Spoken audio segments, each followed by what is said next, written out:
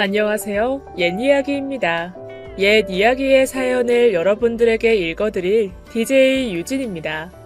구독과 좋아요는 채널 운영에 큰 힘이 됩니다. 꼭 부탁드리며 저는 여러분들의 댓글도 모두 읽고 있으니 댓글도 많은 참여 부탁드립니다. 그럼 오늘의 사연 바로 시작할게요. 바보란 어리석고 멍청하거나 못난 사람을 욕하거나 비난하여 이르는 말이라는 사전적인 의미를 가지고 있죠. 욕이라고 하기는 너무 가볍고 욕이 아니라고 하기에는 굉장히 불쾌한 이 바보라는 말은 어린 제게는 큰 상처였습니다. 왜냐하면 바보는 저희 아버지의 별명이었기 때문이죠. 동네 사람들 모두가 저희 아버지에게 바보 같은 사람이라고 하곤 했어요. 부정할 순 없었죠. 저 역시도 아버지가 너무 바보 같아서 속을 끓이곤 했으니까 말입니다. 아버지는 굉장히 착한 사람이었어요. 인간을 색채로 표현하면 아버지는 아마 티 없는 하얀색이었을 겁니다. 하지만 이런 사람 곁에 있는 사람들의 색채는 아마도 검은색일 테죠. 누군가가 영웅이라면 그 상대는 악역을 맡는 것처럼 말입니다. 어린 시절에는 그걸 몰랐어요. 누구에게나 따뜻하고 저에게는 한없이 다정한 아버지가 너무나 좋았죠. 대가 없는 사랑을 주변에 베풀던 아버지는 제 눈에 천사처럼 보였어요. 하지만 조금씩 머리가 크면서 알게 됐습니다. 누군가는 그걸 이용하고 누군가는 거짓말을 하고 누군가는 아버지를 무시한다는 걸 말이죠. 그래서 저희 어머니와 저는 그런 아버지를 지키기 위해서 다른 누구보다 더 독해져야 했어요. 그건 생각보다 굉장히 잔인한 일이었죠. 사실은 굉장히 평범한 성격의 한 인간이었을 뿐인데 소중한 사람을 지키다 보니 변해버린 자신이 괴물처럼 느껴졌을 테니까 말입니다. 그래, 나만 나쁜 년이지? 누가 날 그렇게 만들었는데? 도대체 왜 그렇게 말을 해? 진정 좀 하고. 진정?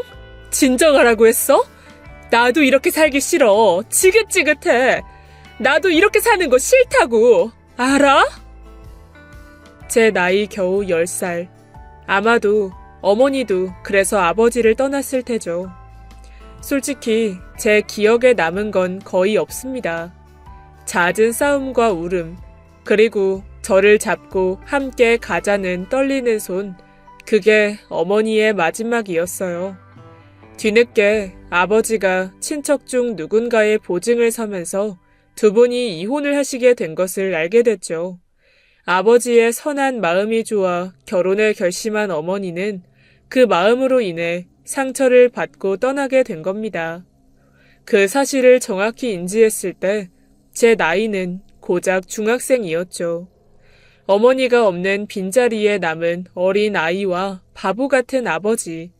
생활은 더 나아지지 않았습니다. 아버지는 동네 시장에서 작은 국수집을 운영하셨어요. 꽤 오랫동안 자리를 지키고 있었기에 제법 장사가 잘 되는 편이긴 했습니다. 하지만 저희 손에 남는 건 거의 없었죠. 늘 외상을 하는 일부 상인들과 돈을 내지 않고 도망치기 일수인 손님, 구걸하기 위해 찾아온 거지들, 아버지는 그런 사람들을 위해서 미소를 아끼지 않았습니다. 아버지의 친절은 평범한 사람들에게는 이해할 수 없는 영역이었죠. 그래서 어느 날부터 아버지를 바보라고 부르기 시작했고요. 전 그 사람들이 미웠죠. 과일가게 사장님, 생선가게 아주머니, 족발집 사장님. 그런데 그건 저 역시 마찬가지였습니다. 아빠, 정말 바보야? 왜 사람 말을 다 믿어?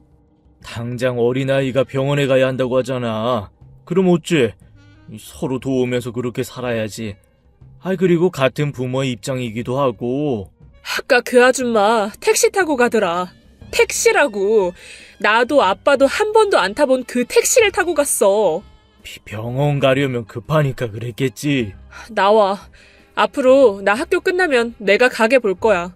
앞으로 아빠는 주방에서 꼼짝도 하지 마. 알았어? 공부에 방해될 텐데. 공부? 아빠가 내 문제집 살 돈을 주는 게 방해야. 내가 이틀 전부터 사야 한다고 했잖아. 근데 어쨌어? 알았어. 미안하다, 딸. 주방에 있을게. 그 뒤로는 신기하게도 어떤 누구도 구걸하러 오지 않았어요. 제가 학교를 끝낸 시간 이후로는 아무도 힘들지 않고 누구도 가난하지 않은 것처럼 말입니다. 정말 어이없는 일이죠.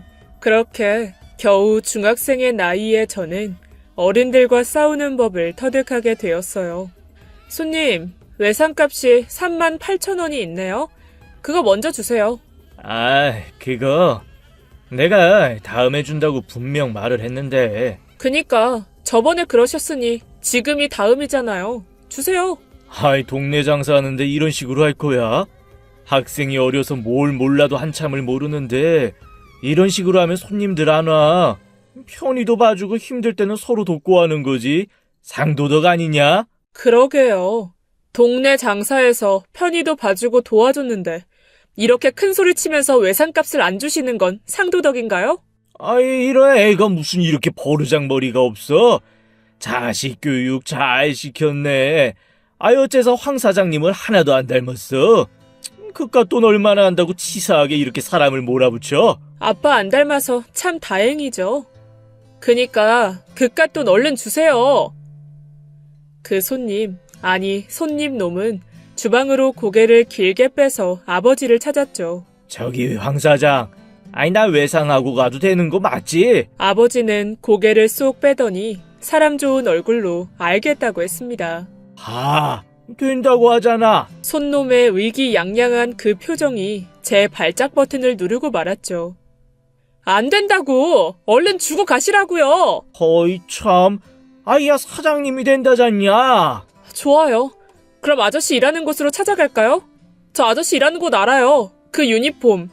맞은편에 있는 가구공장 직원 맞죠? 그죠? 뭐 이런 애가 다 있어. 언성이 높아지자 아버지가 주방에서 나오셨습니다. 그리고는 제 손을 잡았죠. 딸, 그게 무슨 말버릇이야? 그만해, 응? 어른들한테 그러는 거 아니야. 다음에 받아도. 저는 아버지의 손을 신경질적으로 뿌리치고는 소리를 꽥 질렀어요. 지금 가면 정말 내일 가서 받을 거고요. 경찰에 신고도 할 거니까 가려면 가세요. 그 손님은 지갑을 여는 동시에 욕설을 토해내며 돈을 놓고 가셨습니다. 언뜻 본 지갑 속에는 한가득 지폐가 있었죠. 아버지는 화가 나서 자리를 뜨는 손님에게 죄송하다고 사과했고 저는 얼굴이 잔뜩 찌그러진 채 서 있었습니다. 돈이 있어도 돈을 내지 않는 그 손님보다 미안하다고 고개를 숙이는 아버지가 더 미웠어요. 저는 미치도록 아버지가 싫었습니다. 그리고 인간들도 혐오스러웠죠. 그들은 웃으면서 고마움과 감사함을 표시하지만 돌아서면 그 사람들은 바보 같은 아버지를 비웃었을 겁니다. 겨우 14살, 저는 장사를 도우며 철저하게 본인들의 이득만을 챙기는 인간의 본성을 알게 된 것이었어요. 문제는 음식 냄새에 꼬이는 날벌레처럼 아버지의 주변에는 그런 사람들만 바글거린다는 거였죠. 음식 사들고 어딜 가? 저는 살금살금 나가려는 아빠를 잡아 세웠습니다. 그게 밖에 사람들한테 맛이나 보여주려고. 식당 앞에는 익숙한 2명의 노숙자들이 보였어요. 저를 향해 웃고 있었죠.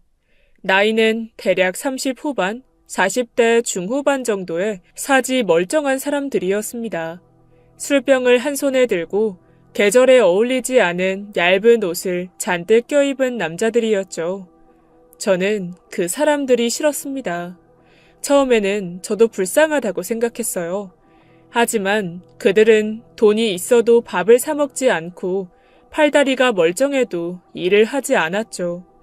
더구나 제가 가게에 있으면 들어오지 않았을 뿐 아버지 혼자 있을 때는 가게 안까지 들어와서 국수를 얻어 먹었습니다. 때문에 식당으로 오려는 손님들은 악취로 인해서 모두 나가버렸죠.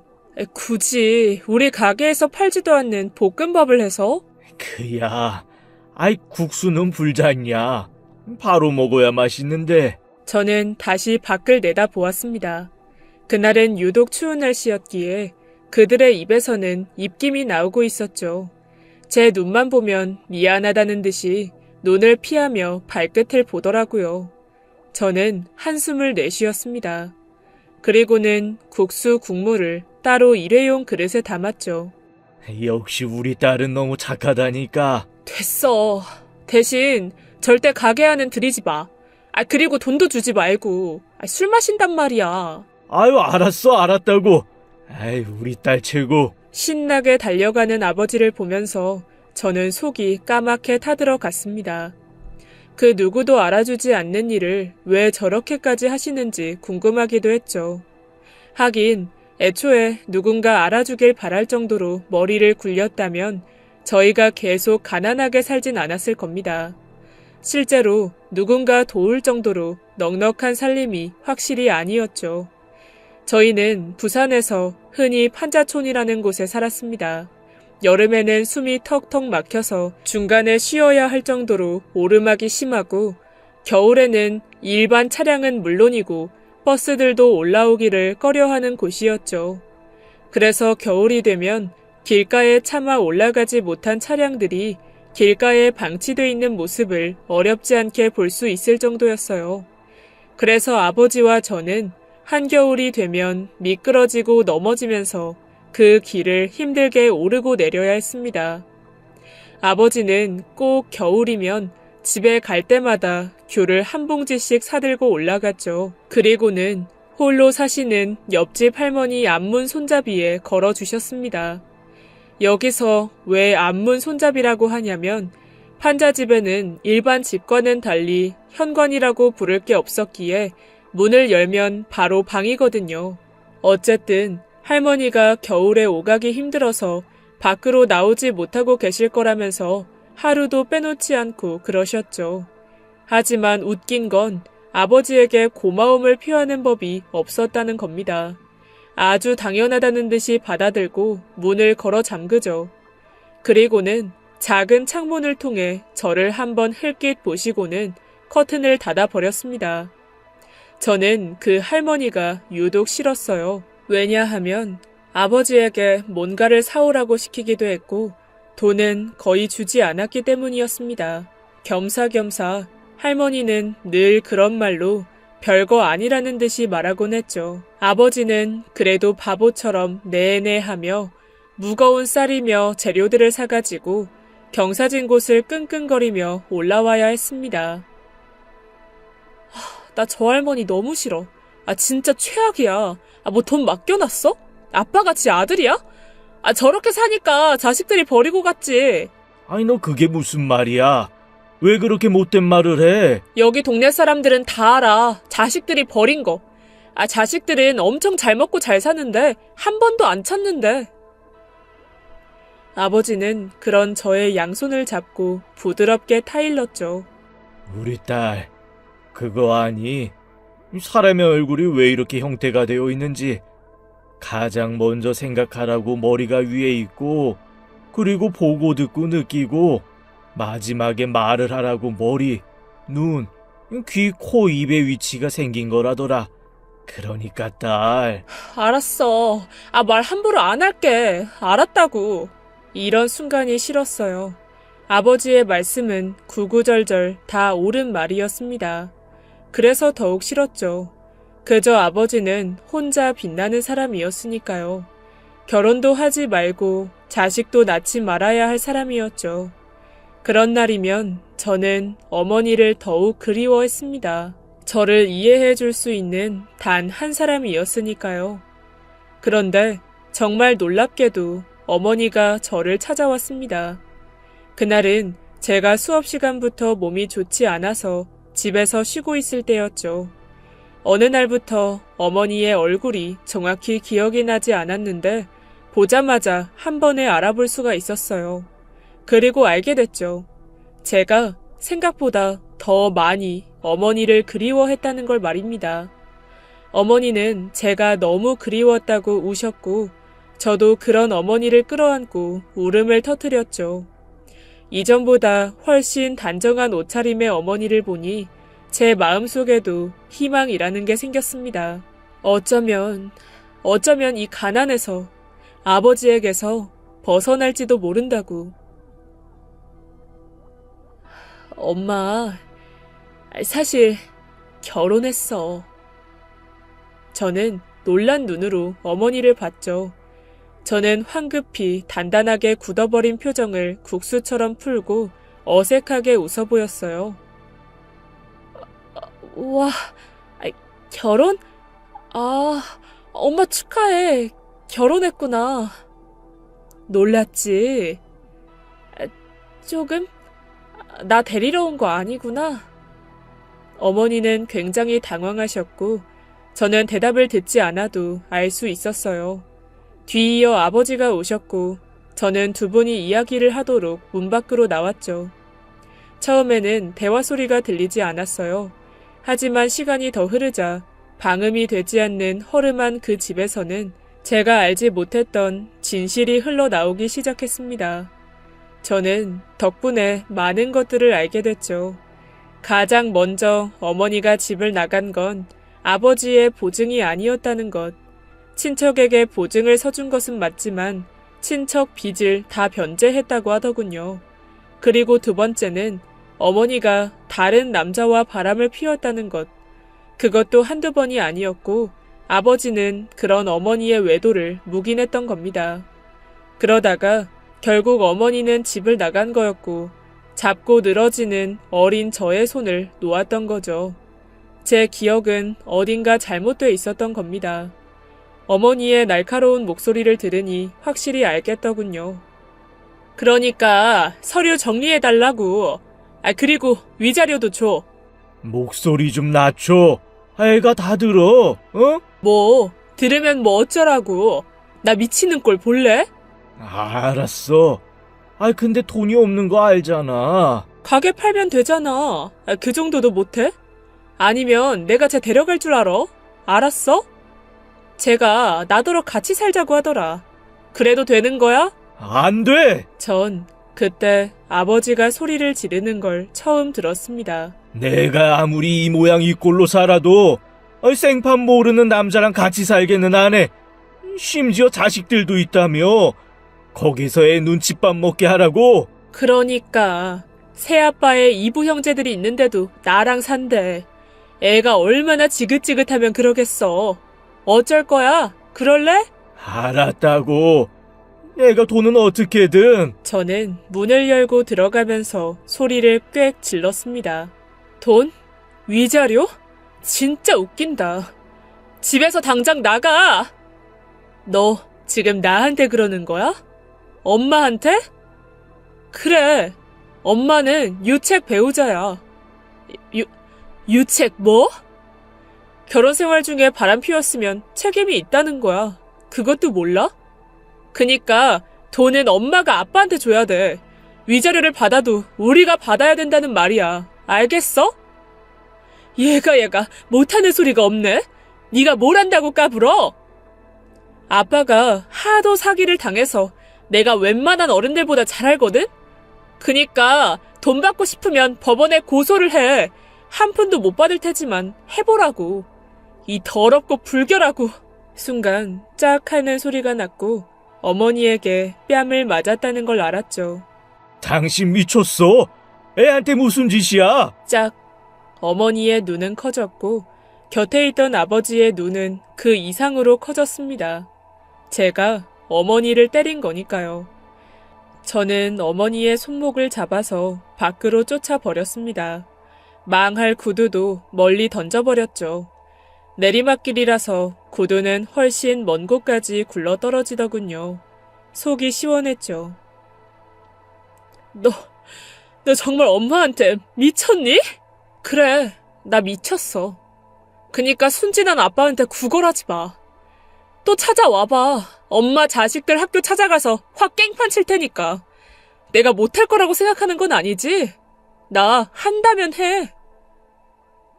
너 왜 이렇게 변했니? 아빠가 그렇게 키운 거야? 엄마 닮아서 그래. 그니까 바람나서 자식 버리고 도망간 주제에 여기 와서 구걸이나 하지.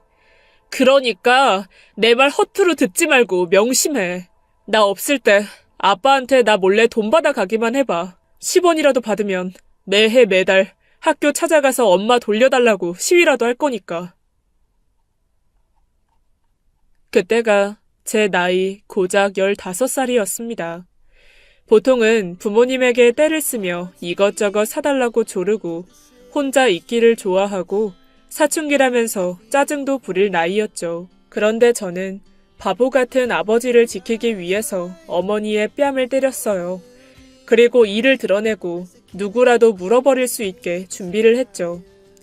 어머니를 그렇게 보내고 저는 아이처럼 여느 10대 소녀처럼 울음을 터뜨렸습니다. 아버지에게 미안했기 때문이었어요.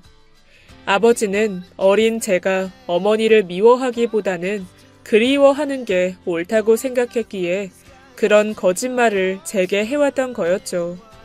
전 그것도 모르고 아버지를 원망했고 모진 말들을 해왔습니다. 더구나 어머니를 보자마자 아버지를 떠날 수 있다는 희망에 찼던 거였죠. 바보는 다름이 아닌 저였습니다. 그날 뒤부터는 저는 아버지를 이해하려고 애쓰기 시작했던 것 같네요. 시작은 아주 작은 것부터였죠. 오가는 길에 과일을 문에 걸어두는 것, 그게 시작이었습니다. 그리고 늘 뾰족한 눈으로 노려보고 지나쳤던 아버지를 바보라고 손가락질하던 시장의 다른 상인들에게 깍듯하게 인사를 하기 시작했어요. 그러던 어느 날 저거 도둑이야. 하는 소리에 저와 아버지는 주방에서 뛰어나왔죠. 가게 문 앞에서 저희 가게 단골 손님의 손에 남자 아이가 하나 잡혀 있었어요. 바짝 마르고 작은 아이는 힘없이 손의 방향에 따라 이리저리 흔들리고 있었죠. 그 아이의 손에는 10,000원짜리 지폐와 5,000원이 들려 있었습니다. 아이는 잘못했다고 울면서도 돈을 꽉 쥐고 있었죠. 황 사장 이것 봐.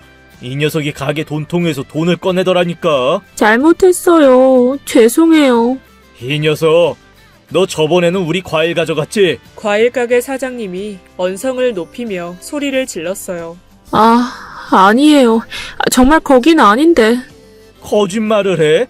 그럼 내가 잘못 봤다는 거야? 너 몇 살이야? 부모님 어디 있어? 하지만 아이는 아무 말도 없이 고개만 숙였습니다. 이거 경찰서로 데려가서 따끔하게. 12살이요. 부모님은 엄마가 아프세요.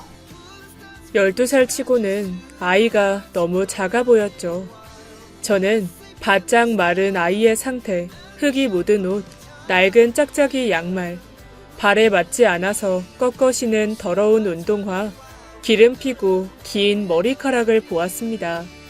커다란 눈에서 눈물을 뚝뚝 흘리는 걸 보니 거짓말처럼 보이지 않았죠. 그래서 아버지가 아이의 손을 잡고 가게에 들였을 때 저 역시 아무 말도 하지 않았어요. 더구나 아버지는 과일가게 단골이었기에 그 사장님도 더 이상 아이를 추궁하지 않고 놓아주었죠. 저 역시도 아버지가 이런 식으로 나올지 예상했기에 국수를 퍼서 아이가 앉은 식탁에 내려주었습니다. 아이는 정말 허겁지겁 먹어치우더군요. 아버지는 말없이 주방으로 가서 볶음밥을 만들기 시작했죠.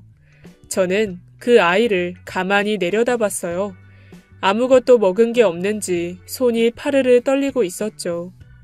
아버지는 아이에게 어떤 것도 묻지 않고 가게에 있던 돈을 모두 털어서 아이에게 주었고 봉지로 겹겹이 싼 음식도 들려주었습니다. 아이는 고맙다는 말도 없이 도망치듯 자리를 빠져나갔죠. 하지만 그 뒤로도 아이는 자주 시장의 모습을 보였습니다. 아버지는 몇 번이나 아이의 손을 잡고 목욕탕에 가서 머리도 깎아주었죠.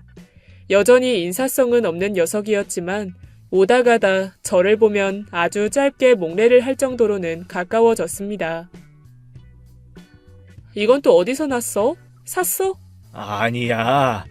이거 과일 가게 사장님이 주셨어. 그 짠돌이 아저씨가 이걸 주셨다고? 저는 믿기지 않아서 아이의 학용품과 옷들을 보며 되물었죠. 이건 족발집 사장님이 주셨고, 요거는 생선 가게 아주머니. 자기 아들이 쓰던 걸 안 버리고 모아놨다고 하더라. 애가 작으니까 잘 맞을 거야. 이것도 좀 크긴 한데. 그 꼬마가 그렇게 좋아? 왜, 아들 삼으려고? 꼭 그렇다는 건 아니고. 삼을까? 그건 안 될 수도 있으니까. 사위 삼을까? 요즘은 연상연하가 그렇게 대세라고 하던데. 3살밖에 차이도 안 나고. 잘 보면 잘생겼어, 애가. 못 살아, 정말. 근데, 요즘은 왜 이렇게 안 보이냐? 집을 알아둘걸. 그러게, 이상하네. 안타깝게도 그토록 기다리던 그 옷의 주인은 다시 볼 수 없었어요. 그 후로 몇 년이 흘렀고, 결국 아버지는 그 옷이 더 이상 맞지 않을 거라고 생각했는지 기다리는 걸 그만뒀죠. 그 사이 저는 어느덧 성인이 되어 대학에 들어가게 되었습니다. 집에 그만한 돈은 없었지만 한부모 가정 지원 제도를 통해 어렵지 않게 들어갈 수 있었고 아르바이트를 병행하면서 생활비를 벌었죠. 얼마 안 가서 돈을 모았고 저는 학교 근처에 작은 원룸에서 살게 됐습니다. 생각보다 월세가 비쌌지만 더 이상 판자촌의 오르막을 올라가지 않아서 행복했죠. 아버지는 여전히 주변 사람들에게 퍼주면서 장사를 했지만 그래도 대학만 졸업하면 뭐든 할 수 있을 거라는 희망이 생겼습니다. 전 아버지와 함께 살 집을 꿈꾸면서 하루하루를 열심히 살았죠. 덕분에 졸업과 거의 동시에 저는 큰 회사에 면접을 치렀습니다. 그날 면접까지 합격했다는 그 소식을 듣고 얼마나 뛸 듯이 기뻐했는지 몰라요. 한시라도 빨리 합격 소식을 알리기 위해서 아버지에게 전화를 걸었죠. 단지 신호음이 들릴 뿐인데도 기쁨에 눈시울이 붉어졌어요. 툭.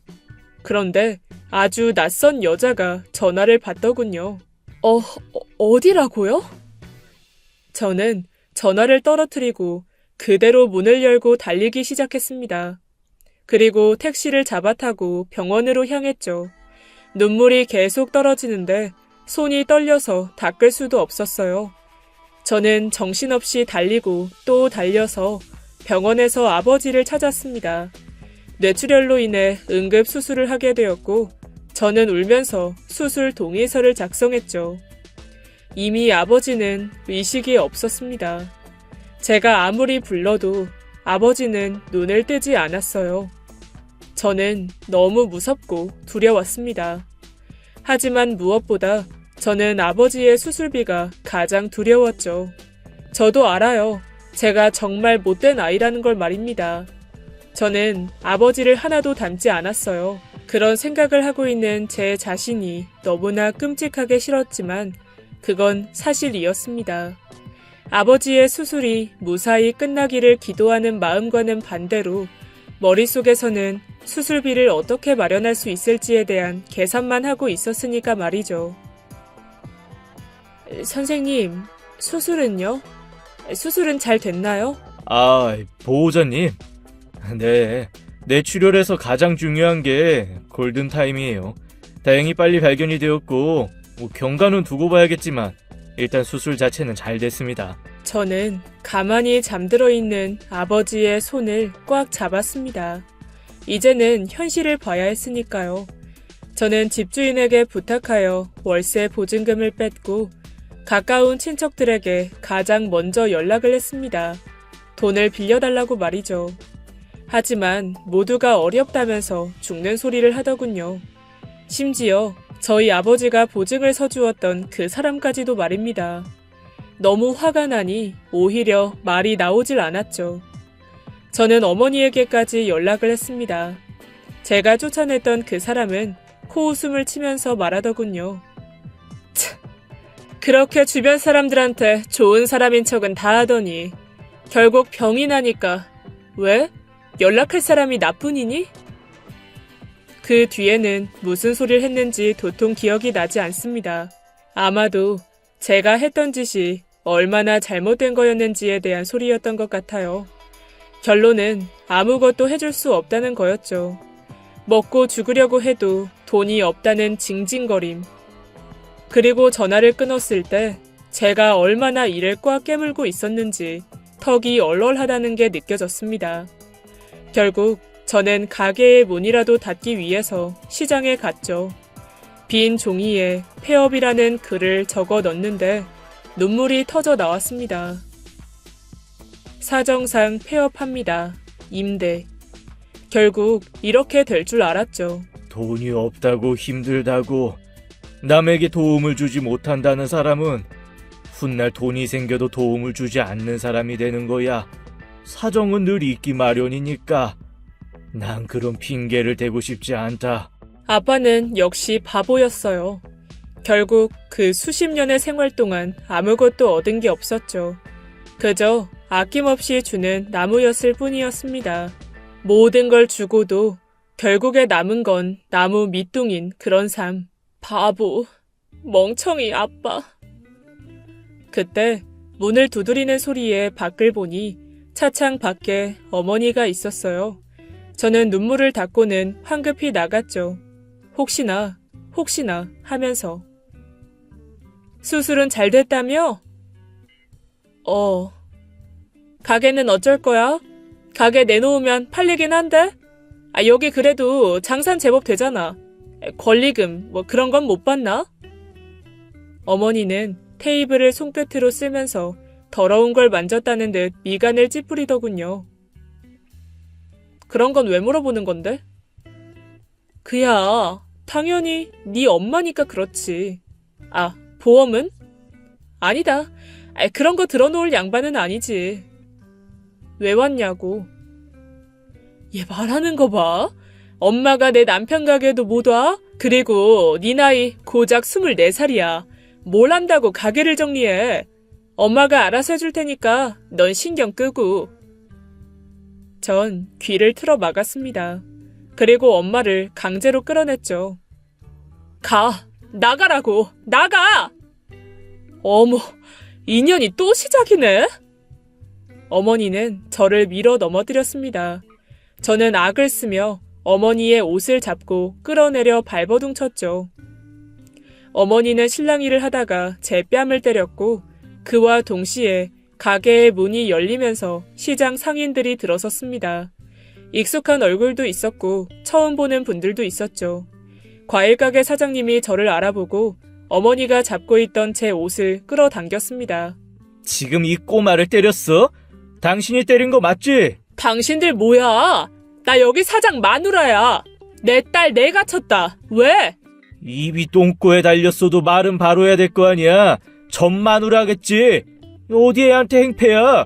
미쳤어? 바람나서 도망친 거 우리 다 알아. 무슨 냄새 맡고 뻔뻔하게 여길 척이어 들어오길. 참나 기가 막혀서.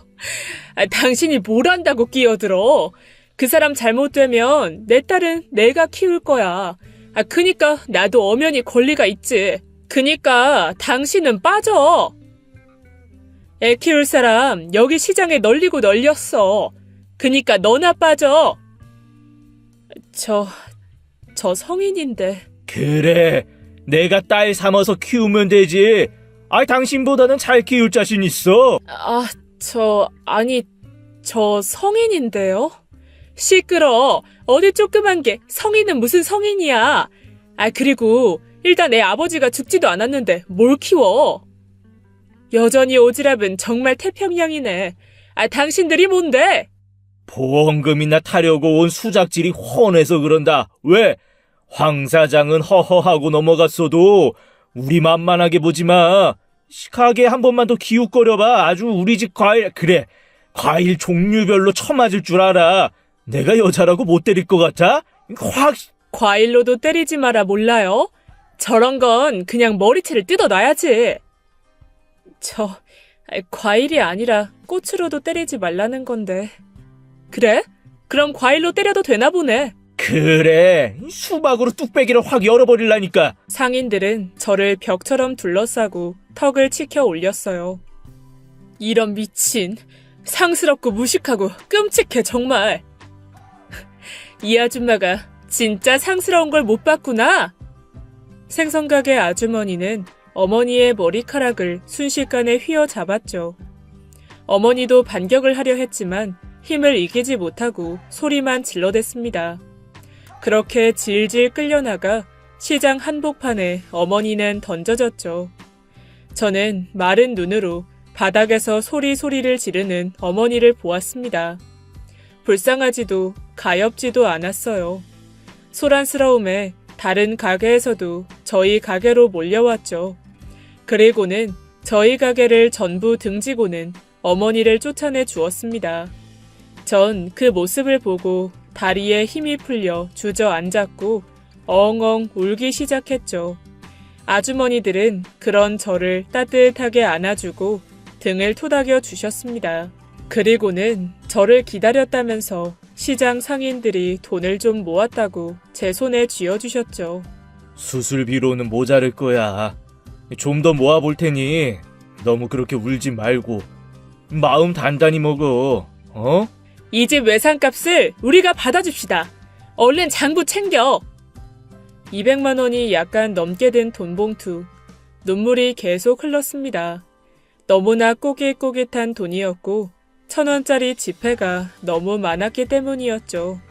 실제로 외상값도 받아주었고 뒤늦게 친척들도 조금씩이지만 제게 돈을 보내주었습니다. 아주 작은 돈이었지만 갚지 않아도 된다는 말과 함께 말이죠. 하지만 이걸로 문제는 해결되지 않았습니다. 아버지는 무사히 깨어나셨지만 꽤 오랫동안 치료를 받아야 했죠. 혈종의 크기가 너무 커서 머리뼈를 절개하는 수술을 받았기 때문이었어요. 더구나 한쪽 팔과 다리에 마비 증상으로 혼자 거동하는 것조차 힘들어 하셨습니다. 그래서 저는 다니고 있던 회사를 그만두고 병간호까지 시작하게 되었죠. 시간이 흐를수록 그 액수는 감당할 수 없을 정도로 커지고 있었습니다. 이거 받아도. 이게 뭔데요? 저는 봉투를 받아들고 안을 살폈죠. 17만 원이 들어있더군요. 너도 기억하지? 그 거지들. 아, 노숙자 아저씨들이요? 네, 기억하죠. 아유, 맨날 술이나 퍼먹던 인간들이 공사판에서 일을 했다네. 그분들이요? 그래. 황 사장도 그 거지들 아니었으면 큰일 날 뻔했지. 맨날 밥만 축내는 놈들이라고 생각했는데 그 썩을 놈들이 쓰러진 황 사장 발견한 거잖아. 아, 그때 난리도 아니었어. 한 번도 생각해보지 못한 일이었죠. 골든타임을 놓치지 않고 아버지가 수술을 받았던 이유, 그건 단순히 운이 아니었습니다. 가게 문을 열기 위해 준비하던 중에 주방에서 아버지가 쓰러지셨고 밥을 얻으러 온 노숙자분들이 아버지를 발견했다고 합니다. 그리고 과일가게 사장님이 신고했고 그곳의 모든 상인들이 불법으로 주차된 차량을 빼고 배달 중인 오토바이 전부를 출입 통제시켰다고 해요. 구급차가 길을 헤매지 않도록 모두가 일손을 놓고 도왔답니다. 그 일을 듣고 저는 잠든 아버지 옆에서 숨죽여 울었죠. 바보 같다고 손가락질하던 모든 사람들이 저희 아버지를 지켜주었다는 걸 알게 되었으니까 말입니다. 그러다가 전 잠이 들었죠. 그리고 깨어나 보니 아버지가 제 머리를 쓰다듬으며 울고 계셨습니다. 한 손에는 편지를 쥐고 저에게 그걸 보여주시더군요. 아저씨, 이름도 모르는 아저씨, 잘 지내셨나요? 절 아직도 기억하시는지 모르겠어요. 예전에 아저씨 가게에서 돈을 훔치던 꼬마 아이예요. 아저씨가 가끔 바늘도둑 이러면서 놀리곤 하셨잖아요.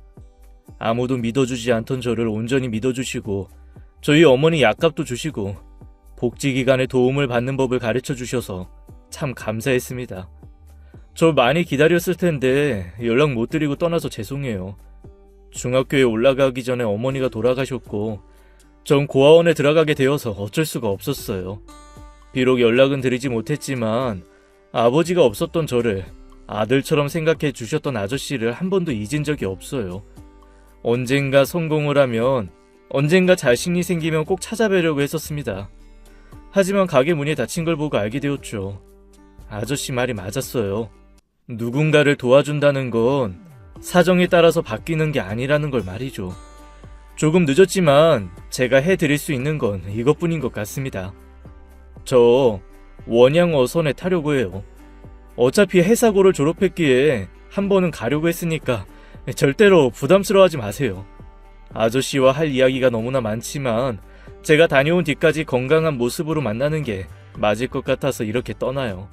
아저씨, 우리 어머니 후회 없이 떠나보내게 해주셔서 감사하고 또 감사해요. 다시 만날 때까지 부디 건강하시길 바랄게요.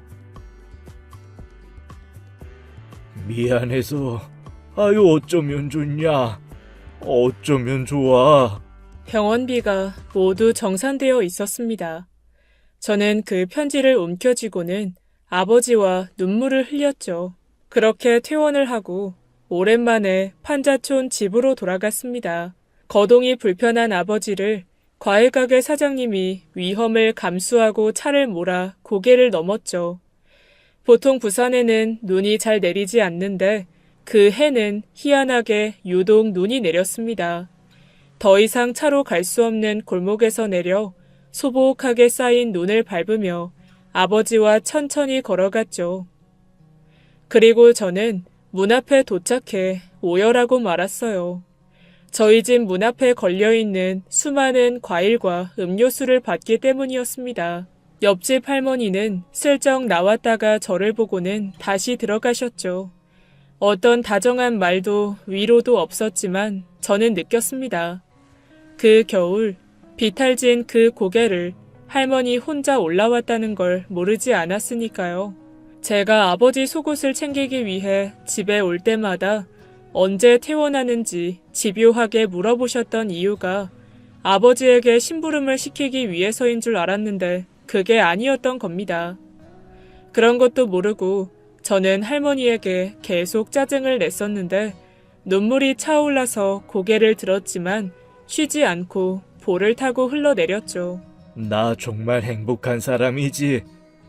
나 참말로 잘 살았나 보다. 아빠가 맞았어. 아빠 말이 맞았어. 전 목젖까지 올라오는 울음을 누르면서 아버지를 안아주었습니다. 그 뒤로도 저희 집 문 앞에는 늘 과일이 검은 봉지에 걸려 있었고 누군가 두고 떠난 돈봉투도 있었죠. 문을 닫은 가게 문에는 퇴원을 기다린다는 사람들의 포스트잇으로 가득 차 있었습니다. 아버지는 그 메모지를 모두 모아서 소중한 보물처럼 두고두고 보셨죠. 그걸로 아버지는 살아생전 베풀었던 걸 넘치도록 돌려받았다며 아이처럼 좋아하셨어요. 바보처럼 사람들에게 속던 나의 아버지, 바보라고 손가락질 당하던 나의 아버지, 세상에서 마음은 가장 부자라는 나의 아버지. 이제 그런 아버지가 떠난 지 딱 3년이 되었습니다. 9월 11일 산소에 가보니 이미 많은 분들이 다녀갔더군요. 여전히 말입니다. 이제 잊을 법도 한데 아버지를 기억하는 사람들이 아직도 많은 것 같아요. 이제 제 곁에는 아버지가 따뜻하게 품어주셨던 그 바늘도둑이 함께 있습니다. 사위로라도 삼겠다는 그 말 때문인지 신기하게도 인연이 닿았죠. 과일가게 사장님은 여전히 반대하시지만 상인분들 모두 결혼식에 와주시겠다고 하셨어요. 오히려 누가 저와 함께 입장을 할지 싸우고 계시죠. 아버지가 이 소식을 들으셨다면 바늘도둑이 아니라 소도둑이라고 놀리셨을 거라는 그 사람. 따뜻한 아버지를 닮아서 그런지 다행히도 저랑은 많이 달라요. 그러니까 안심하시고 하늘나라에서 좋은 사람들과 지내셨으면 좋겠습니다. 사랑해요. 나의 바보 같은 아버지. 그립습니다. 죽을 만큼. 지금까지 옛 이야기였습니다. 끝까지 함께 해주신 여러분 진심으로 감사드리며 저는 내일 이 시간 돌아올게요. 감사합니다.